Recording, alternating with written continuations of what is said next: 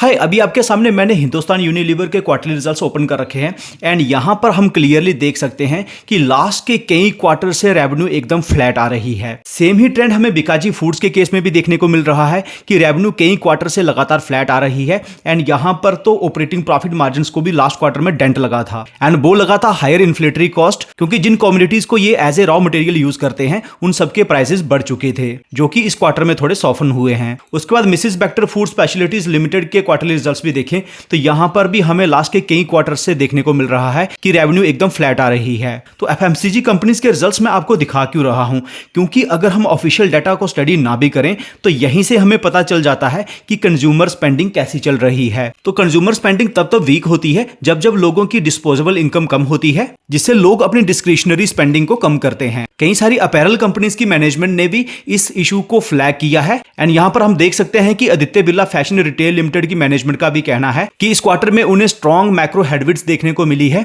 Due to impact on consumer discretionary consumption. And Shopper Stop के case में भी हमें सेम ही देखने को मिला है कि अर्बन सेंटर्स में कॉस्ट ऑफ लिविंग बढ़ी है, जिसके चलते लोगों ने अपना डिस्क्रिशनरी स्पेंडिंग कम किया है। एंड ऐसे कई सारे हमें आर्टिकल्स भी देखने को मिल जाएंगे, यहां कम होती हुई कंज्यूमर स्पेंडिंग को क्लियरली मेंशन किया गया है। लेकिन अगर हम थोड़े लॉन्गर हॉरिजन की बात करें तो इंडिया की कंज्यूमर मार्केट वर्ल्ड की सेकंड लार्जेस्ट हो सकती है बाय 2030 एंड ये 46% तक एक्सपैंड हो सकती है एंड इसका जो साइज है ये हो सकता है 4.3 ट्रिलियन यूएस डॉलर्स। बेसिकली ऐसा है कि लॉन्गर हॉरिजन में इंडिया की कंज्यूमर स्पेंडिंग ऊपर ही जा रही है एंड अल्टीमेटली ये ऊपर ही जाएगी एंड यही कारण है कि जो कंजम्पशन थीम है इसे सबसे कम सिक्लिकल थीम बोला जाता है। बट बीच बीच में हमारी कंज्यूमर स्पेंडिंग में स्लो डाउन भी आता है ड्यू टू वेरियस फैक्टर्स, जिसमें एक तो इन्फ्लेशन ही है। तो यही टाइम होता है जब हमारी गवर्नमेंट को, हमारे आरबीआई को जरूरत होती है सही स्टेप्स लेने की, सो दैट कंज्यूमर स्पेंडिंग को बूस्ट किया जाए। तो कंज्यूमर स्पेंडिंग को बूस्ट करने के लिए नियर टर्म में जो भी इनिशिएटिव्स लिए गए हैं उसमें फर्स्ट ये है कि बजट 2025 में 12 लाख तक की इनकम को इनकम टैक्स से एग्जेम्प्ट कर दिया गया। उसके बाद हाल ही में आरबीआई ने रेपो रेट को कम किया है बाय 50 बेसिस पॉइंट्स एंड इसके साथ जो कैश रिजर्व रेशो है इसे भी 100 बेसिस पॉइंट से कम किया जाएगा इन 4 ट्रेंचेस। इससे होगा ये कि हमारा जो बैंकिंग सिस्टम है इसमें 2.5 लाख करोड़ की लिक्विडिटी आएगी। तो जिन्हें नहीं पता है कि कैश रिजर्व रेशो होता क्या है तो मैं प्लेन लैंग्वेज में बता दूं कि कमर्शियल बैंक्स को अपने टोटल डिपॉजिट का कुछ अमाउंट को रिजर्व रखना होता है विद आरबीआई एंड उस पर्टिकुलर रेशो को कैश रिजर्व रेशो कहा जाता है। तो जब कैश रिजर्व रेशो को कम किया जाता है तो बैंक्स के पास ज्यादा लिक्विडिटी होती है। इससे क्या होता है कि अल्टीमेटली बोरोइंग कॉस्ट कम होती है एंड ईएमआई भी कम होती है। इन स्टेप्स के चलते एमएसएमईज एंड मिडिल क्लास के पास ज्यादा कैश होती है फॉर देयर डिस्क्रिशनरी स्पेंडिंग। तो बोरोइंग कॉस्ट के कम होने से एंड कंज्यूमर के हाथ में ज्यादा पैसा होने से रिटेल एंड इंडस्ट्रियल डिमांड दोनों ही बढ़ती हैं। तो इसके बाद जब हमारी कंज्यूमर स्पेंडिंग रिवाइव होगी या डिस्क्रिशनरी स्पेंडिंग बढ़ेगी तो इससे कौन से सेक्टर्स बेनिफिशियरी हो सकते हैं या कौन से ऐसे बिजनेस हैं जिनको बेनिफिट हो सकता है, तो वो हम सब जानने वाले हैं अगले कुछ ही मिनट्स में। तो यहां तक वीडियो अगर इन्फॉर्मेटिव लगा है मैं चाहूंगा कि आप लाइक एंड सब्सक्राइब करना डेफिनेटली कंसीडर करिएगा। हमें कई सारे सेक्टर्स एंड उनसे जुड़ी कंपनीज को स्टडी करना है, इसलिए कंपनीज के बारे में बहुत ही स्पेसिफिक पॉइंट्स को कवर किया जाएगा जो आपकी डिसीजन मेकिंग में हेल्प करे। तो फर्स्ट टाइम व्यूअर्स को बताना चाहता हूं कि मेरा नाम सुशील है। We are not SEBI registered and in my opinion किसी भी सिंगल स्टॉक में हमें 5 to 7% से ज्यादा कभी भी इन्वेस्ट नहीं करना चाहिए। फ्रेंड्स, वीडियो में आगे बढ़ने से पहले मैं बताना चाहता हूं कि मार्केट बॉटम से तो रिकवर हो चुका है लेकिन मूवमेंट अभी भी काफी वोलाटाइल है। तो ऐसे में वो इन्वेस्टर्स जो या तो नए हैं या फिर उनके पास मार्केट को ट्रैक करने का टाइम नहीं है, उनका कंफ्यूजन ये रहता है कि किसी बिजनेस में एंटर कब करें या एग्जिट कब लें। लेकिन अगर हमें सही गाइडेंस मिले तो ऐसी मार्केट में भी रिटर्न्स बनाना पॉसिबल है। तो मार्केट से रिलेटेड इस तरह के कंसर्न्स को ओवरकम करने के लिए मैं आपके लिए एक ऐसा प्लेटफॉर्म लेकर आया हूं जिसका नाम है यूनिवेस्ट, जो हमें हर स्टेप पर एक्सपर्ट गाइडेंस देता है एंड जिससे हम अपनी इन्वेस्टमेंट्स को एफिशिएंटली मैनेज कर सकते हैं। तो लॉन्ग टर्म इन्वेस्टर्स के लिए यहाँ पर वेल्थ बास्केट जैसे टूल्स हैं एंड मल्टीबैगर आइडियाज हैं। शॉर्ट टर्म ट्रेडिंग के लिए यहाँ पर मिलती है expert recommendations in equity, future and options and commodities. इसके साथ मिलते हैं real time alerts on app and Telegram with entry, exit and stop loss. सबसे बड़ी बात, already 40 lakh plus users trust कर रहे हैं यूनिवेस्ट पर। एटी मनी का number 1 trade recommendations in stock market award भी जीत चुका है एंड प्लान्स भी काफी अफोर्डेबल हैं, that is 183 rupees per month, जो कि पर डे का सिर्फ 6 रुपीज बनता है। हमारे व्यूअर्स के लिए स्पेशल ऑफर ये है, सिर्फ 1 रुपये में मिलेंगे 3 investing and trading ideas and up to 80% discount on subscription plans. अगर ऐप पहले से डाउनलोड है then you can use coupon code सुशील80 for big savings. So don't forget to check the link given in the description and in the pin comment. So let's get back to the discussion. तो बढ़ते हैं अब कुछ sectors and उनसे जुड़े कुछ businesses की स्टडी की तरफ जो कंज्यूमर स्पेंडिंग रिवाइवल की बेनिफिशियरी हो सकती हैं। तो शुरुआत करते हैं हम अपैरल इंडस्ट्री से। तो यहां पर अभी क्या हो रहा है कि वैल्यू फैशन रिटेल में बिजनेसेस काफी अच्छी ग्रोथ दिखा रहे हैं क्योंकि मार्केट शेयर काफी तेजी से अनऑर्गेनाइज्ड प्लेयर से ऑर्गेनाइज्ड प्लेयर्स के पास जा रहा है। होता क्या है कि वैल्यू फैशन में जो प्राइसेस हैं वो अनऑर्गेनाइज्ड मार्केट के प्राइसेस की तरह ही रहते हैं। समटाइम्स वैल्यू फैशन में प्राइसेस अनऑर्गेनाइज्ड मार्केट से भी कम रहते हैं। तो अनऑर्गेनाइज्ड मार्केट का जो शेयर ऑर्गेनाइज्ड मार्केट के पास शिफ्ट होता है तो एक बड़ी परसेंटेज में कंज्यूमर वैल्यू फैशन को चूज करते हैं। तो यहां पर सबसे पहले हमारे पास बाजार स्टाइल रिटेल लिमिटेड है जिसे प्रीवियसली हमने कवर किया हुआ है। तो क्वार्टरली रिजल्ट्स में जाकर देखें तो बीच बीच में हमें यह लॉस मेकिंग देखने को मिलेगा, बट कंपनी की असली स्ट्रेंथ बुक्स पर नेट प्रॉफिट से नहीं बल्कि उसके कैश फ्लो से दिखती है कि आखिरकार ऑपरेशन से कैश कैसी आ रही है। तो ऑपरेशन से कैश की बात करें तो ये काफी अच्छी कैश जनरेट कर रहे हैं। एंड वो कैसे जनरेट कर रहे हैं, क्योंकि ये डेप्रिसिएशन काफी हाई दिखा पा रहे हैं। एंड ये डेप्रिसिएशन का पैसा किसी को दिया नहीं जाता, बस नेट प्रॉफिट से बाहर निकाला जाता है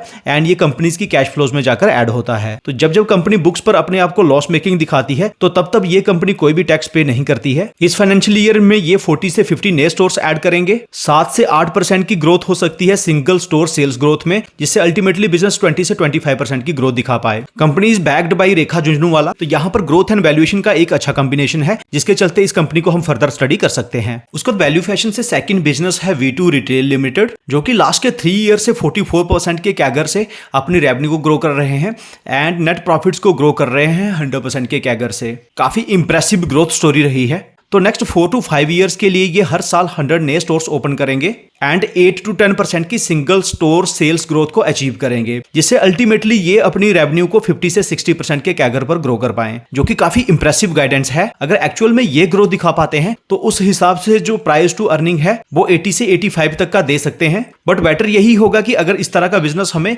65 से 70 के प्राइस टू अर्निंग पर मिले, क्योंकि जो ग्रोथ की गाइडेंस दी जा रही है जरूरी नहीं है कि उसी गाइडेंस को अचीव किया जाएगा। गाइडेंस बहुत बार मिस भी होती है, इसलिए इस बिजनेस को भी आप फर्दर स्टडी कर सकते हैं। उसके बाद हम उस सेगमेंट को देख लेते हैं। यहाँ पर ऐसे बिजनेसेस आते हैं जिनकी majority of the revenue mid premium segment से आती है एंड यही वो सेगमेंट है जो कि अभी प्रेशर से गुजर रहा है due to slow down in consumption. तो यहाँ पर जिन बिजनेसेस को हम स्टडी कर सकते हैं उनमें फर्स्ट है कैंटेबल इंडिया रिटेल लिमिटेड जो कि लास्ट के कुछ सालों में मेन बियर्स के बाद वुमेन बियर में एंटर किया है, किड्स बियर में एंटर किया है, एथलीजर सेगमेंट में एंटर किए हैं एंड फुट बियर सेगमेंट में भी एंटर किए हैं। अपनी ऑनलाइन प्रेजेंस को भी इन्होंने काफी स्ट्रेंथन किया है। यहाँ पर ये लीडिंग शॉपिंग प्लेटफॉर्म्स पर अवेलेबल है एंड इस फाइनेंशियल ईयर में इनकी ऑनलाइन सेगमेंट से रेवेन्यू का कंट्रीब्यूशन रहा है 6.2% and over the next 2 years इनका टारगेट है कि ऑनलाइन सेगमेंट से 8 to 10% की रेवेन्यू जनरेट करनी है। ब्रांड की एक्सेप्टेंस डिसेंट है, तो ओवर द नेक्स्ट 2 इयर्स ये अपनी रेवेन्यू को 17 से 18% के कैगर पर ग्रो कर सकते हैं, जो कि एक डिसेंट सी ग्रोथ है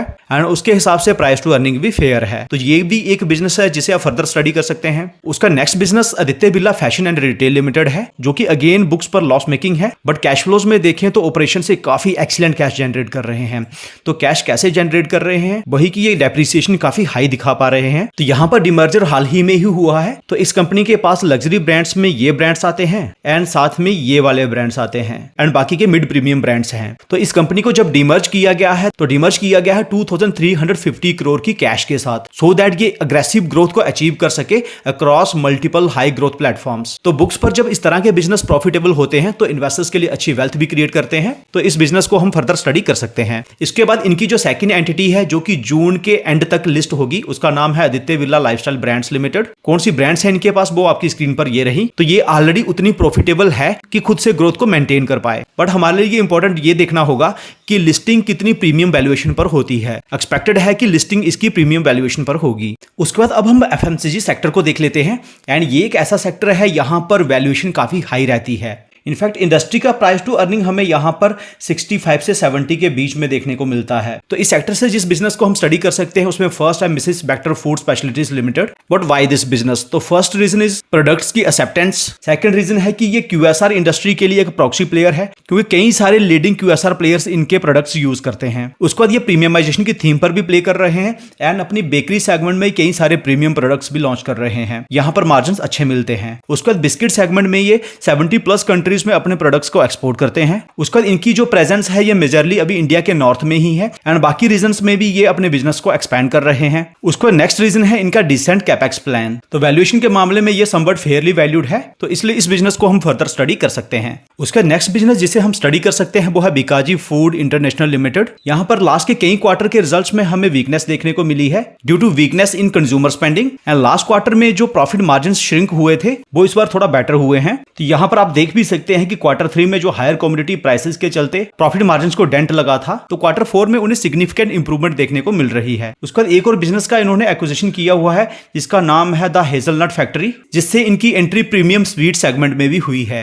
तो इसी बिजनेस के सहारे ये QSR सेगमेंट में भी एंटर कर चुके हैं एंड इस फाइनेंशियल ईयर में ये 4 से 5 और नए आउटलेट्स भी ओपन करेंगे, जिसके बाद ये डिसाइड किया जाएगा कि QSR सेगमेंट में इन्हें आगे बढ़ना है कि नहीं। तो वैल्यूएशन पॉइंट ऑफ व्यू से बात करें तो ये थोड़ा हायर साइड पर है, तो इस बिजनेस को भी हम स्टडी कर सकते हैं। जिन्हें प्रीमियम सेगमेंट में थोड़ा बड़े साइज का बिजनेस चाहिए वो टाटा कंज्यूमर को भी स्टडी कर सकते हैं, जिसे हमने प्रीवियसली कई बार कवर किया हुआ है। उसके बाद जिनको एकदम छोटे साइज का बिजनेस चाहिए they can go with Sundrop brands limited. यहाँ पर मैनेजमेंट में भी कुछ नए लोग ऐड हुए हैं एंड फर्दर कुछ एक्विजिशंस भी हुए हैं। तो ब्रीफ में जानकारी के लिए आप ये वाला वीडियो देख सकते हैं। तो उसके बाद फाइनेंशियल सर्विसेज सेक्टर काफी बड़ा बेनिफिशियरी रहने वाला है एंड यहाँ पर हम Jio financial services, Aditya Birla capital limited and Bajaj Finserv जैसे बिजनेसेस को स्टडी कर सकते हैं। बैंक्स में हम लार्ज बैंक्स पर फोकस कर सकते हैं जैसे कि HDFC bank, ICICI bank, Kotak Mahindra bank and थोड़ी छोटी मार्केट कैप में हम फेडरल बैंक्स पर फोकस कर सकते हैं। देन रियल एस्टेट सेक्टर है जो कि एक बड़ा बेनिफिशियरी रह सकता है, जैसे कि मैंने हाल ही में बताया था कि रियल एस्टेट सेक्टर में हमें नई बुकिंग्स में स्लो डाउन देखने को मिल रहा है which is not good for the industry. इसलिए बेटर होगा कि हम प्रॉक्सी प्लेयर्स पर बात करें। तो प्रॉक्सी प्लेयर्स में फर्स्ट है कैरासिल लिमिटेड। ये कंपनी एशिया में मार्केट लीडर है इन क्वाड सिंक सेगमेंट एंड हाल ही में एक बड़ी डेवलपमेंट ये हुई है कि यूएस के एक प्रोमिनेंट होम रिटेलर के साथ इनका एक एग्रीमेंट हुआ है। यहां पर ये 1,50,000 क्वाड सिंक्स एनुअली सप्लाई करेंगे अक्रॉस देयर 1800 स्टोर्स एंड इसके लिए जो डिलीवरीज हैं ये ऑलरेडी कमेंस हो चुकी हैं। उसके बाद और भी कई सारे प्रोडक्ट सेगमेंट्स में ये एंटर कर चुके हैं। तो यूएसए ने जो अभी टैरिफ इंपोज किए हैं इस कंपनी को उसका काफी बेनिफिट मिल रहा है एंड मैनेजमेंट ने ये बात एडमिट भी की है, क्योंकि इनके जो कंपटीटर्स हैं चाइना एंड वियतनाम उनके कंपैरिजन में इन्हें एज मिल रहा है। तो वैल्यूएशन की बात करें तो इंडस्ट्री पीई के कंपैरिजन में ये ऑफ कोर्स अंडर वैल्यूड है, लेकिन जब हम इसे कवर करना स्टार्ट किया था तो इसका प्राइस टू अर्निंग 25 के अराउंड था। तो इस बिजनेस को भी आप फर्दर स्टडी कर सकते हैं। तो जिन्हें थोड़ा बड़े साइज का प्रॉक्सी प्लेयर चाहिए वो सीरा सैनिटरी वेयर को भी स्टडी कर सकते हैं। उसके बाद जो अल्कोहल इंडस्ट्री है वो भी बेनिफिशियरी हो सकती है, लेकिन यहाँ पर जो लार्ज प्लेयर्स हैं ये ऑलरेडी काफी प्रीमियम वैल्यूएशन पर ट्रेड कर रहे हैं। तो स्मॉलर प्लेयर्स में हम एक Som distilleries and breweries limited को स्टडी कर सकते हैं, जिनका majority of the revenue beer segment से आता है एंड कुछ प्रोडक्ट्स इन्होंने Indian made foreign liquid category में भी लॉन्च कर रखे हैं। तो इस बार के क्वार्टरली रिजल्ट्स में इनकी रेवेन्यू में इंपैक्ट आया था, क्योंकि कर्नाटका गवर्नमेंट ने इकोनॉमी ब्रांड्स पर 130% का टैरिफ इंपोज कर दिया था एंड इनकी 30% ऑफ रेवेन्यू कर्नाटका से आती है। तो कोर्ट केस के बाद कर्नाटका गवर्नमेंट ने अपने डिसीजन को भी विड्रॉ कर लिया है। उसके बाद उड़ीसा प्लांट में इनका जो कैपेक्स चल रहा था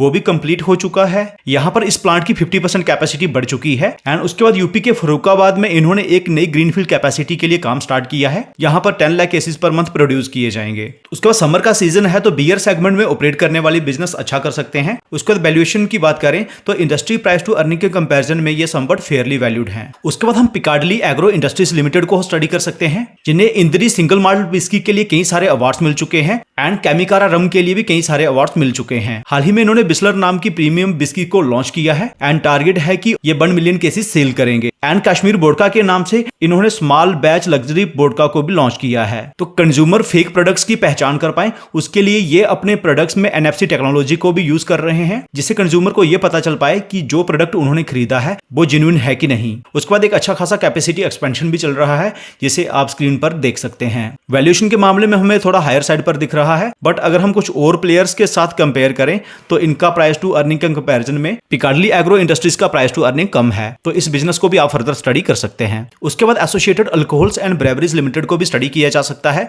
जो कि बैक टू बैक कई सारे प्रीमियम प्रोडक्ट्स लॉन्च कर रहा है एंड इनकी अच्छी एक्सेप्टेंस भी हो रही है। वेरस वैल्यूएशन के मामले में भी ये फेयरली वैल्यूड है। उसके बाद ऑटोमोटिव इंडस्ट्री अच्छा कर सकती है। यहाँ पर टाटा मोटर्स को रिसेंट में हमने इस वाले वीडियो में कवर किया है, इनके कई सारे प्रोडक्ट अपडेट्स अभी पाइपलाइन में है एंड कई सारी नई लॉन्चेस भी पाइपलाइन में है। डीमर्जर के बाद भी कुछ वैल्यू अनलॉक हो सकता है एंड हाल ही में एक अपडेट आया है कि यहाँ पर टाटा मोटर ह्युंडई इंडिया को चैलेंज करने वाला है एंड इसके लिए 35,000 करोड़ इन्वेस्ट कर रहे हैं। सो दैट आज इनका जो मार्केट शेयर 14% के अराउंड है, इसे फाइनेंशियल 27 तक बढ़ाकर 16% तक ले जाया जाए एंड बाद में 18 से 20% तक। उसके बाद वैल्यूएशन के मामले में भी ये अंडर वैल्यूड है, तो इस बिजनेस को भी आप स्टडी कर सकते हैं। उसके बाद आप महिंद्रा एंड महिंद्रा या आयशर मोटर्स इनको भी स्टडी कर सकते हैं। तो उसके बाद gold and diamond jewellery industry है जो अच्छा कर सकती है एंड यहाँ पर हम जिन बिजनेसेस को ट्रैक कर रहे हैं उसमें फर्स्ट है गोल्डियम इंटरनेशनल लिमिटेड, जिसकी मेजॉरिटी ऑफ द रेवेन्यू आज भी यूएस मार्केट से आती है। इंडिया में इन्होंने जो रिटेल बिजनेस स्टार्ट किया है ओरिजियम के नाम से, इसके 6 स्टोर्स ये मुंबई में ओपन कर चुके हैं एंड अब इनका प्लान है कि दिल्ली एनसीआर, बेंगलोर एंड हैदराबाद की मार्केट को टारगेट करना है।